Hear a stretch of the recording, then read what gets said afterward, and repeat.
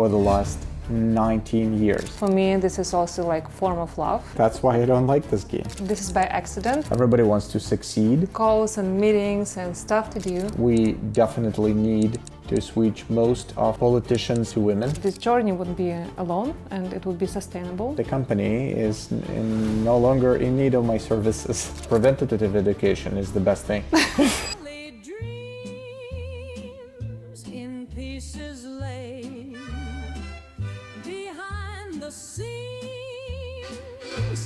The price they've paid, we study close, reveal what's real, deconstructed truths unsealed, deconstructed. Today's Deconstructed VC podcast, we invited each other as guests and decided just, to do like a kitchen kind of talk where, well, we're not in the kitchen, but I prepared a few questions for you. This is by accident. We didn't plan actually this podcast with each other, but it turned out that we have some time and we have... And I got questions for you.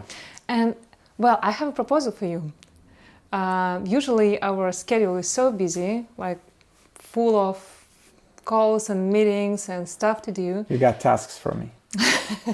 No, I have a proposal not to do anything, not to talk, just potato couch, like perfect fit. Oh, that would work, but I'm married to you, so you'll find a job for me. So that's why you prepared questions. Yes. So I would not give you some tasks to do. Yes, like if you're answering my questions, you're not making me work. Which is a really good segue into the first question. I know that I'm not the easiest person to work with.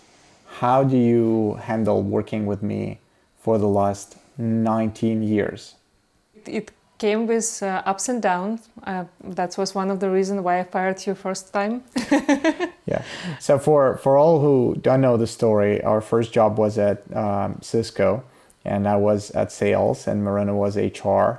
And at a certain point, she calls me and says, "Hey, we need to talk." And we just started dating back then, so I got nervous. It turns out I should have been, but for another reason, because she did the talk with me and basically let me know that it's not me, it's the company is no longer in need of my services. True. Work with you, it's very fun. You're very inspiring. You always have something new. So it's never boring. Like every day there is something new that you read or you learned and you're sharing it, and this is actually driving not only me but the whole company, the whole team. Most of the time I just share your ideas. Nevertheless, you're very curious, and this is very. I think it's very important, that quality for our field. Another thing, so how we are working together, we complement each other a lot. So. You're very beautiful. Okay. In both ways, yes. In spite of the fact that we have most of our background and experience and knowledge is the same, we have very different skills. I have a tendency to, not to procrastinate, to focus more like on perfectionism, to like have to dive deeper, to learn more, to prepare better, and sometimes it's good, but most of the time it takes too much time, and you are very active. How was it in Clifton test? Activator. Activate, yes. So there was activator skills that I like, and you have. And so this is the problem with that is you're generally very easy to work with. My only big problem. Too much work? Yes, I mean, like I generate lots of ideas, and sometimes I generate them just for the fun of generating ideas. Mm-hmm. My problem is that you, for some reason, follow through on all of them. Mm-hmm. And then like when it comes in, thanks to you, like you take most of the workload on them usually. But a lot of times you come back to me and say, hey, so remember you came up with that idea, I made all that, now you need to do this, because that's like one last step. And I was like, wow, why do we have to do that? That's a complaining or what? I am, well, it's like boasting and complaining at the same time. Honestly, I feel like we're just looking at the same thing and seeing it very differently a lot of times. And I have a question for you, because lots of people ask me how we resolve conflicts inside, how we're dealing with different arguments when we have different opinions on something. What's your take on that? My take is that most conflicts aren't even conflicts. It's just like the husband needs to accept that the wife is right. But both in the workplace, and I mean, statistically, you're right like 96% of the time. So the 4% times that I'm right are just not worth it. But a lot of time you can be persuaded, so I always try. And you see, I'm a chronic optimist, so I always, try to persuade you. It does work. I agree with you. But if we take it seriously, to be honest, we didn't argue a lot, so we can have different opinions, and which is good, because if we have some different opinions on something, that's a good opportunity to dive deeper and to talk more about that and understand what's wrong, why it's here. We can have an emotional breakdown every now and then.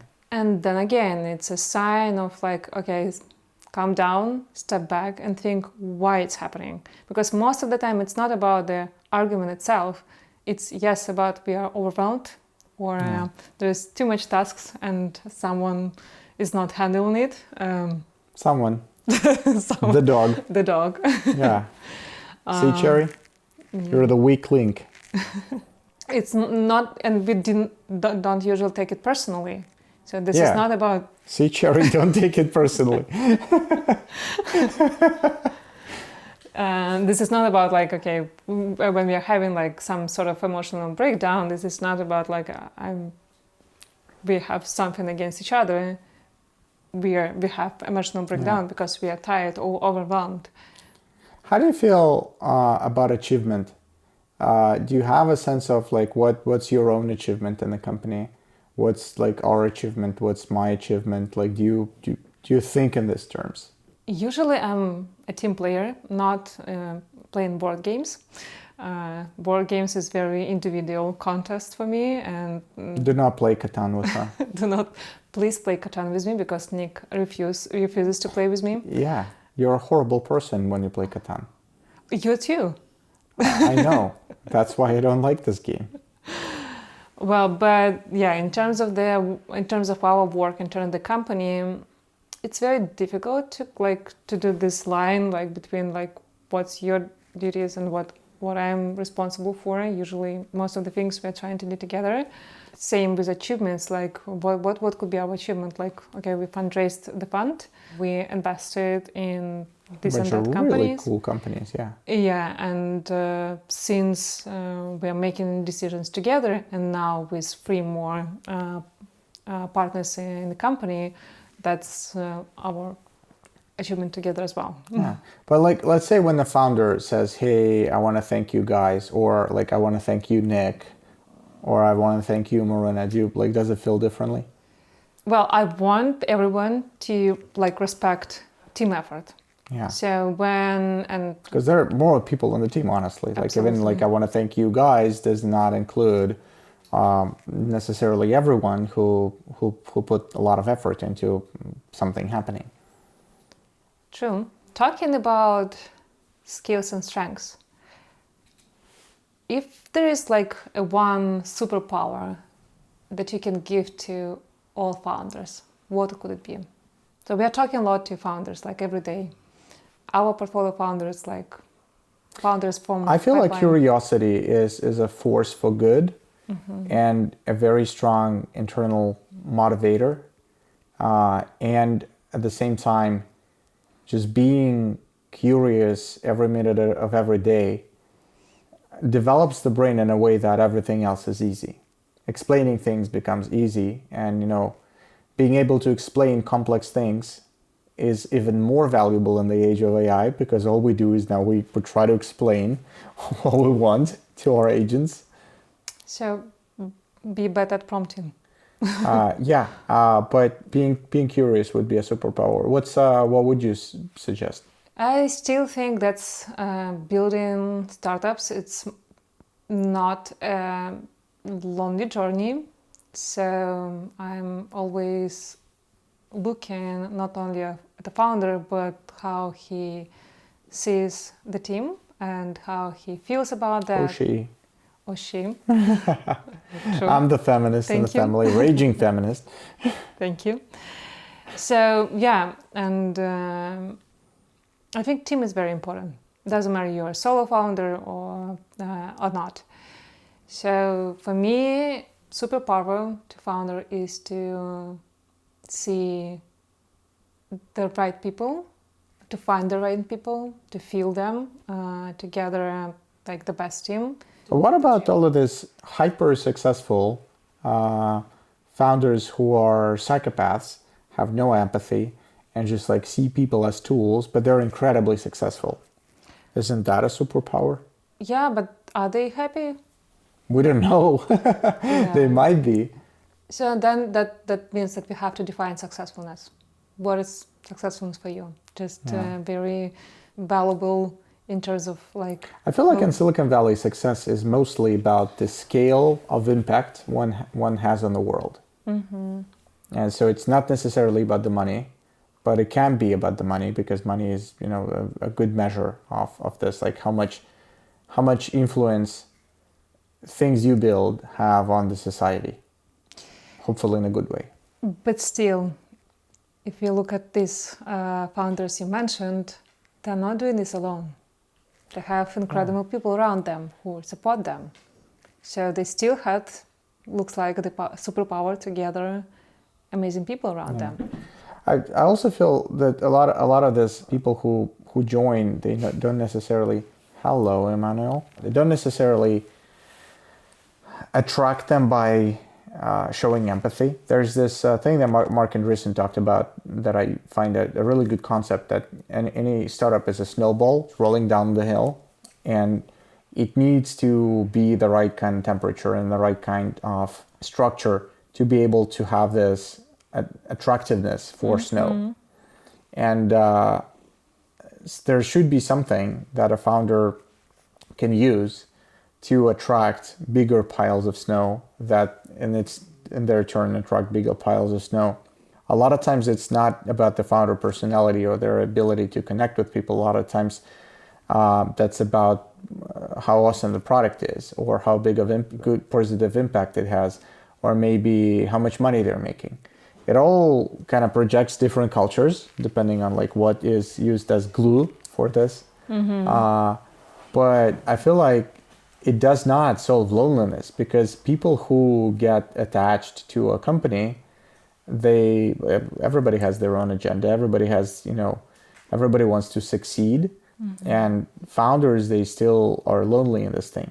Yes, they are in the middle of a very tightly packed snowball, but I don't feel like they're really connecting in a very human way. So your point is what? It's like I wish everyone in this world to fund love as much as Marina loves this cat. Yeah, the point was about superpower. For me, it's about not to work with path alone, and to gather people around you who can be support, could be a support to you. So that's journey. Not necessarily like to work for you, but maybe just to be around you. And so this journey wouldn't be alone, and it would be sustainable because it's a long way. It is. So I wanted to ask you a little bit about how you approach building things, because what I found is that for me it's usually I want this to be a part of some bigger picture. I want it to have a clear intent, just not for the sake of doing things. But a lot of times details don't matter for me. It didn't matter. Yeah, like I don't pay. I enjoy finely crafted things, but then I Is it though? Like, I mean, you want this, but you're sometimes very obsessed about something, and Yeah. You can, and I this can is be and, obsessive, yes, and yeah. this is very important because with all your curiosity and sometimes this activator thing, obsession leads to creating something very quick and on a very high level. It's just like bringing, our events as an example. Okay. I feel like organizing every event, like producing events with so much love and attention to detail is what I want to do, but I don't want to do it. And you do it. Like every event that we do for our founders and investors, starting from like food, ambience, how like it's paced, it's all designed. And it's very nicely designed. Do you find joy in this, or you just feel that there's no point in doing it in a worse way? We always ask ourselves why we are doing this and that thing. Because as you said, the level of complexity in our life is so big. You have to choose and prioritize. And most of the time it's you choose things that compound. You cannot do like random things and then sit and look why you're not moving towards your strategy. But in this case, even if you have like very clear answers, so we are doing these events, why? Because our strategy is to build a fund based on community. In order to do this, in order to make community working, we have to do these events. Yeah. We have to gather from time to time to build relationships, not only like vertical between us and founders and investors, but also horizontal. So people know each other's problems, inspire each other. So this is how community is working. Yes, we can do just an event. Yes, we can meet once in a quarter, but it will not actually spark this community thing. And in this case, all these little details is actually strategic things to make it work. And to be honest, I like caring about people. For me, this is also like form of love. And I want people to feel loved and to feel supported. Because I think... Form of service as well. Form of service, for sure. They are all very busy. They have so many things to do. And if they have this time when they can just relax and feel this support and love, why not? And there, like, all things matters. How it's designed, what they're eating, not like ordinary pizza on meetups and carbonated drinks like Coca-Cola. I want to think about them. Like all these simple choices. Be there, Brian Johnson. Yes. Or Kate Toller. Yeah, Kate Toller is a co-founder of Blueprint. Yes, she's advocating for women's health as well. So yes, Kate Toller. All these so simple choices matter. Like how they're spending the time. What they're eating, what they're drinking, does it feel like stressed or not? That's important.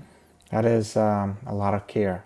Like when we look at startup opportunities to invest in, a lot of times something looks like a no-brainer for me.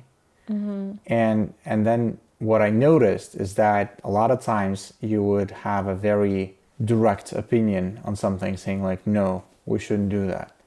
What are the main things you look at? Because clearly they're different from the things I look at. There's this thing overhyped like intuition, but in reality, intuition is most of the time is the amount of information you process before. So it's a prepared mind. Most of the time we make a decision before we understand that we made this decision. So to make like a lot of decisions like that, you have to train your brain, train your neural network with enough information, with enough data. So sometimes it's about seeing the patterns of these inputs and this data, like, I don't know, how fast company is growing, how they are reacting on nowadays markets, how they're adopting to this. But since we are investing a lot on a very early stage when we just don't have any numbers and any data about this particular company, it's all about the founders.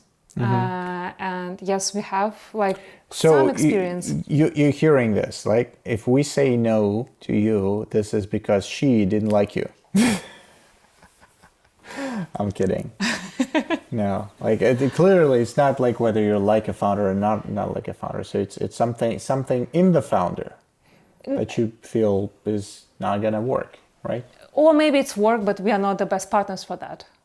Sometimes it's also the case. Sometimes it's not about the founder itself, but something else is not clicking. Maybe the approach, maybe the idea. It's not our case, but investing in the company, it's first of all being their partner for a long time. Oh yeah. It's longer than average marriage. Not our case, but it's true. And when sometimes it's just like you feel that like you will not bring any value, or it will take a lot of time to synchronize. We can invest money. Yeah. So first of all, investment is about money, and if it makes sense in terms of like mathematics, we still can do that. Our resources are limited. We are always trying to bet on something that can gives us not just 2-3 times returns, much more. That is true. I was wondering, what do you? So you came prepared, like, or you had like all these questions before, or we didn't have time to discuss. No, I'm coming up with them as we go. Okay. I speak about like what I see in the future, where the trend's going quite a lot. But I was wondering if you could share what picture, not necessarily technological, but maybe societal, what do you feel 2035 is going to look like? Not about technological. Yeah, it can be about technology, but what do you feel is important? I tell you a story.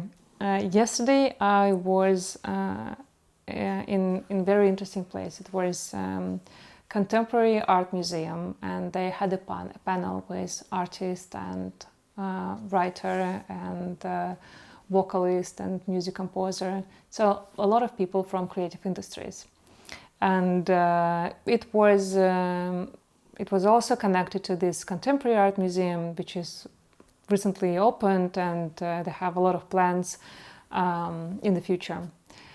I was surprised that 2 hours of panel discussion was about AI. Not about art? Or not about art, well, not about any forms of art particular, not about trends in art, but like about AI, about the future of creative industry. Let me guess, they talked about like threats to art from AI? It felt that they were threatened by AI a lot. I would be. Yes, for me, and I believe for you as well, we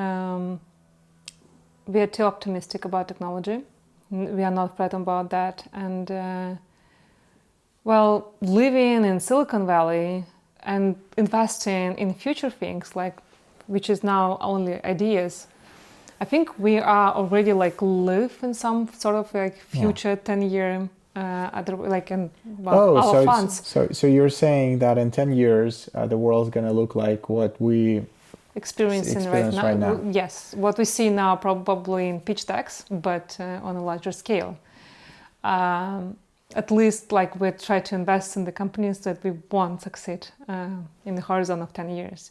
So that means that as a humanity, we are on this very complex bottom line where we have a lot of problems as a society that I believe AI can help us to solve, from drug discovery to our lives, to our productivity.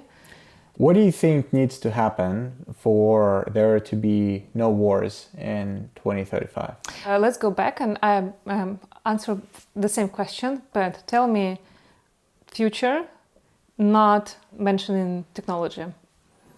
not mentioning technology. That is going to be very hard for me. Yes, that's why I Okay. asked you. Okay, I feel there's going to be a lot more access to things that are currently gate-capped for the rich. Progress in general, not necessarily technological, but technology being a major part of it, is raising the floor. Right now, a lot of people are locked in this vicious circle of just working their asses off just to pay their bills. And the bills are basically covering shelter, nutrition, some education, some basic services.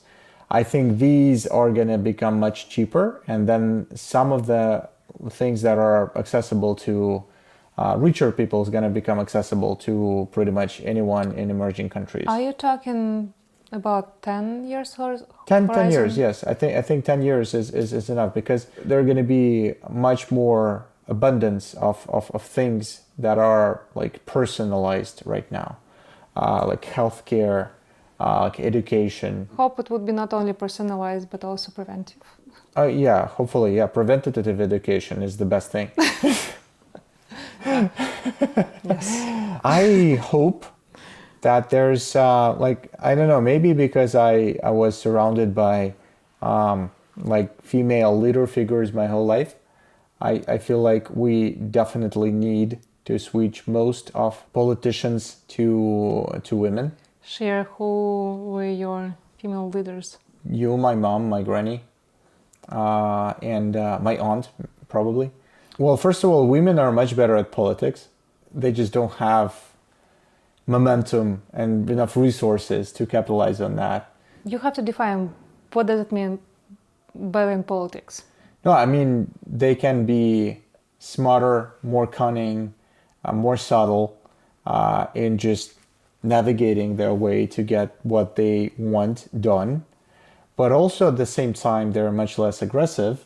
Hopefully, if we have more women presidents, we'll be, as a society, more nurturing. I hope so, but at the same time, I think you're missing a lot of like dramas at our Yeah, I know. teenage This is daughter among girlfriends. Yeah, there's going to be a lot of drama. So better to have equality. It's Yeah. not about like have. True. But you see, it's like for me as a man, it's just always beneficial to be surrounded by women. Yeah. So that's why. But like so probably a different story if I was a woman. I once brought Nick to Women in Tech event, and it By was the way, guys, like quick tip. Sorry for interrupting you. So women in tech events are not just for women. You can go too, and like if you are in San Francisco and you don't go to like and you're whining about the dating scene that there are no good dates available here, go and you have to go to one of these events. There are like 300 super smart, high agency women that are building something really cool, and there's literally zero competition. There were like 3 guys. and all husbands. Yeah, all of them husbands who just, came to like support or came because they didn't know where they were going to. We were all, like all 3 of us were quite puzzled. That was actually an event that is like same stuff that happens with, any other meetup. So my point was that like I once brought Nick to this event, and I was asking him how did it feel to be only one The tallest one in the room. only one man surrounded by women, and then I realized that's a very stupid question, because like he didn't feel Yeah, I've been engineering this my whole life. Yeah. he didn't feel threatened or something, which is like, yeah, but when you're surrounded by only men, it could feel absolutely different. Yeah, yeah, that 100%. When you're the only woman in a room of 100 men, that's very different from being the only guy in the room of 100 women.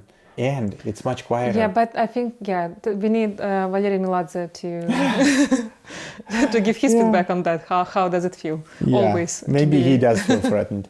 But yeah, it's also much quieter. You don't have to project as much as with meetups where there are lots of guys, especially like finance bros that are super loud. Okay. Do you want to share your productivity tips? How your work day looks like usually? I mean, How do you want your work day to look like? how do you want to my work day to look like? Because my day is a lot of times it's the opposite of being productive. A lot of times I kind of follow my calendar. So if something's on my calendar, it happens. But a lot of times I just don't like. Funny thing, that's absolutely true. So Nick does usually. I know the story. He doesn't see his calendar as something like strategic. So usually what I'm doing, like I'm looking at my calendar 1 week before, trying to see, okay, where I have gaps, how to better optimize it.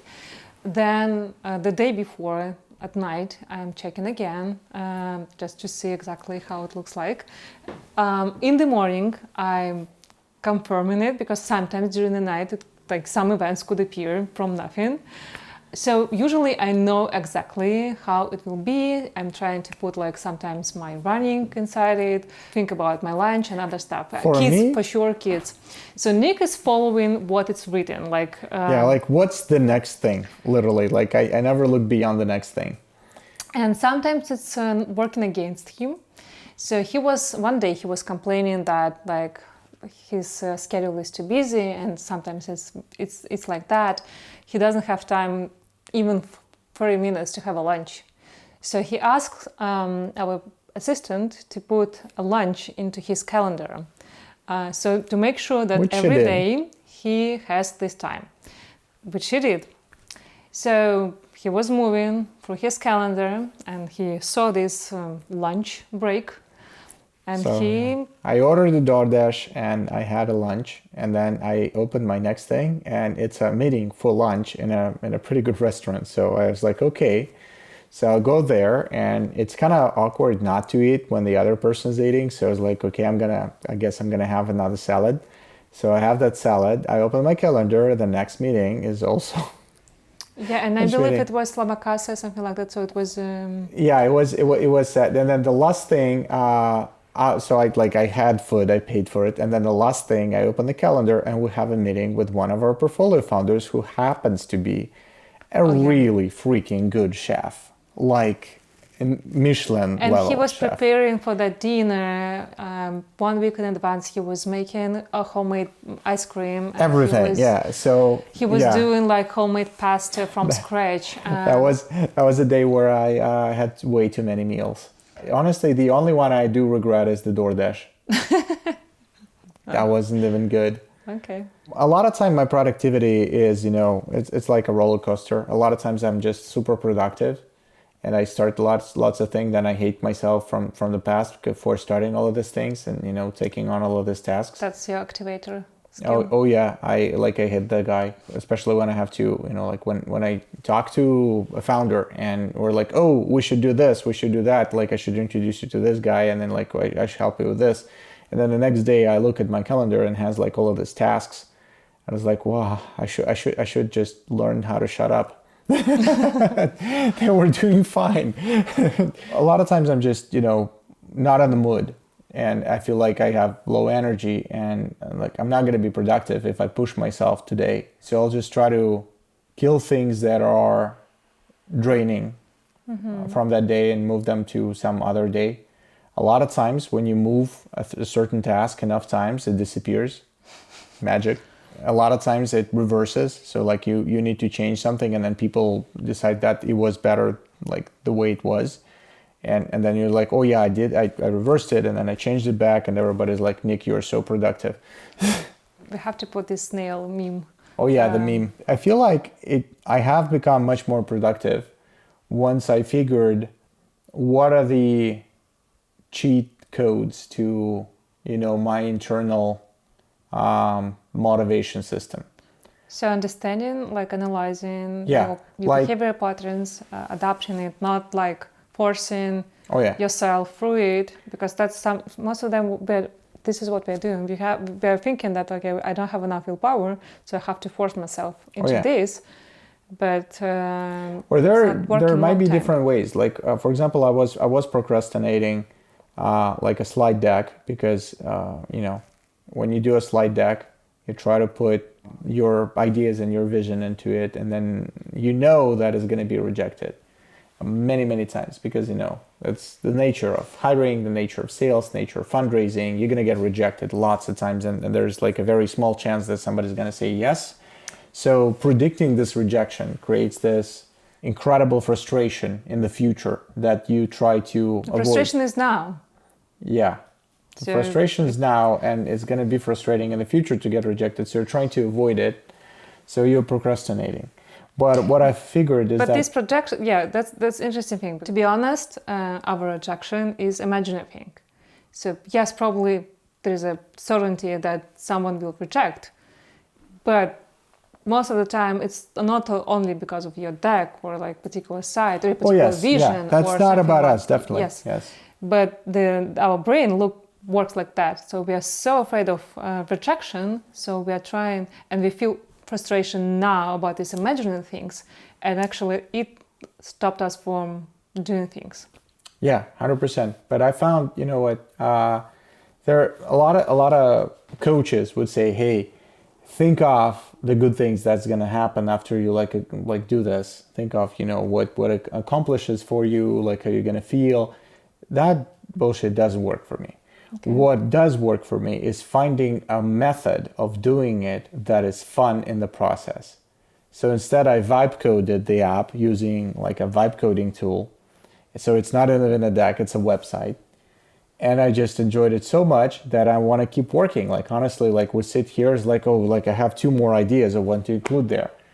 Because it's just fun in the process, and rejection no longer matters because like, wow, I'm happy building. Okay, that's very nice advice. So sometimes if you're stuck about something that like give you frustration, change the method. Like if you need to clean the room, focus not on like the result of that, but on the process. Yeah, just like, make it. Well, another coach would say you like make the process enjoyable. In your particular case, it's just like get how some you do this. Source but sometimes it's also process. about like make surrounding like, well, I don't know, like so you will enjoy things around you when you're doing this. So hack your brain. Yeah, hacking our brain is more and more important. Any Why other? are you attacking me a little? Any guy? other brain hacks? Sleep well. That's number one. Like every time I don't sleep well, I'm just like it's impossible to find energy to accomplish anything.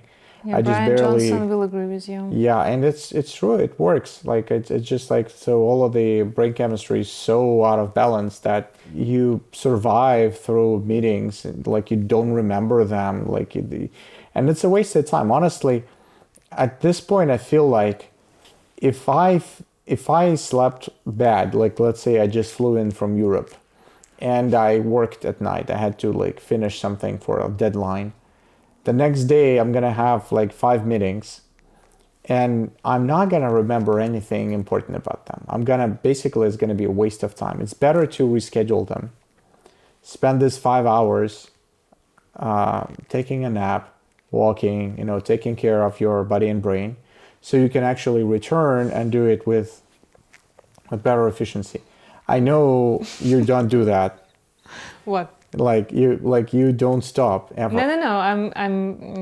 I'm laughing because you're repeating my TED Talk draft. Oh, okay. oh yes, but in even brain. like the same words. Yeah, but I mean, it does work. It does really work, because nothing can make you productive if your brain's not productive. If your body's not productive. Nothing can help you achieve things or focus on things, because when we're stressed, we're tunnel visioning into things that are scary, and we don't see all of the opportunities around them. Like perception and bias that we have when we look at things is heavily influenced by just the brain chemistry.